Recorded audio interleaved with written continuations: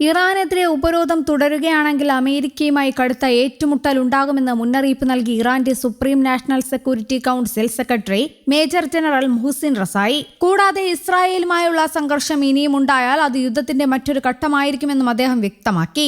അൽ മനാർ വാർത്താ ചാനലിന് നൽകിയ അഭിമുഖത്തിലാണ് അദ്ദേഹം ഈ കടുത്ത പ്രതികരണങ്ങൾ നടത്തിയത്.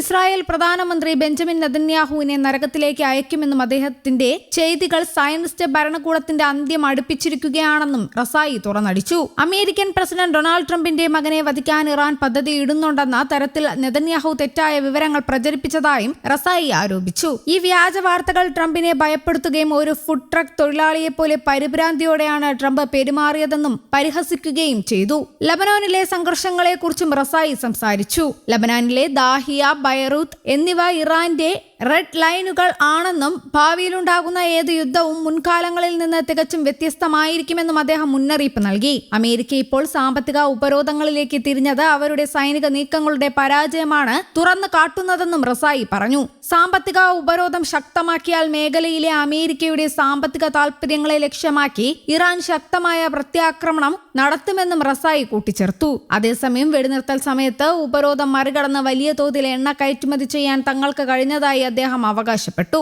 US നാവിക ഉപരോധം ഭേദിച്ച് ഏകദേശം 70 മുതൽ 80 ദശലക്ഷം ബാരൽ എണ്ണയാണ് ഞങ്ങൾ കയറ്റുമതി ചെയ്തത്.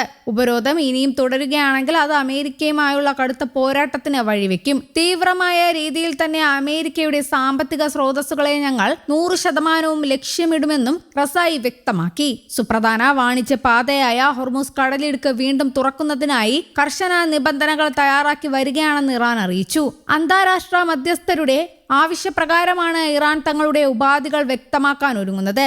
മേഖലയിൽ ഇപ്പോൾ നടന്നുകൊണ്ടിരിക്കുന്ന യുദ്ധം അവസാനിപ്പിക്കുക എന്നതാണ് ഇതിലെ ഏറ്റവും പ്രധാനപ്പെട്ട ആവശ്യങ്ങളിലൊന്നെന്ന് റസായി വ്യക്തമാക്കി. ഒമാനുമായി ചേർന്ന് കടലിടുക്കിലൂടെ സുരക്ഷിതമായ ഒരു കപ്പൽ പാത ഒരുക്കാൻ ഇറാൻ ഇതിനകം ധാരണയിലെത്തിയതായി റസായി പറഞ്ഞു. ഈ പ്രത്യേക പാതയുടെ ചില ഭാഗങ്ങൾ ഒമാന്റെ സമുദ്രാതിർത്തിയിലും ബാക്കി ഭാഗങ്ങൾ ഇറാന്റെ അതിർത്തിയിലുമായാണ് ക്രമീകരിച്ചിരിക്കുന്നത്. തങ്ങൾ മുന്നോട്ട് വെക്കുന്ന നിബന്ധനകൾ അമേരിക്ക അംഗീകരിക്കാൻ തയ്യാറായാൽ ഇതിലൂടെ കപ്പലുകൾക്ക് സുഗമമായി സഞ്ചരിക്കാൻ അനുവദിക്കുമെന്ന് അദ്ദേഹം കൂട്ടിച്ചേർത്തു. അതേസമയം ഇറാനെതിരെ പുതിയ ഉപരോധങ്ങൾ ഏർപ്പെടുത്തിയ അമേരിക്കൻ പ്രസിഡന്റ് ഡൊണാൾഡ് ട്രംപിനെയും ട്രഷറി സെക്രട്ടറി സ്കോട്ട് ബെസന്റിനെയും ഇസ്രായേൽ പ്രധാനമന്ത്രി ബെഞ്ചമിൻ നെതന്യാഹു അഭിനന്ദിച്ചു. ഇറാന്റെ സൈനിക പ്രവർത്തനങ്ങളുമായും എണ്ണ വ്യാപാരവുമായും ബന്ധമുള്ള 60ഓളം സ്ഥാപനങ്ങൾക്കും വ്യക്തികൾക്കും കപ്പലുകൾക്കുമെതിരെ അമേരിക്ക ഉപരോധം ഏർപ്പെടുത്തിയിരുന്നു.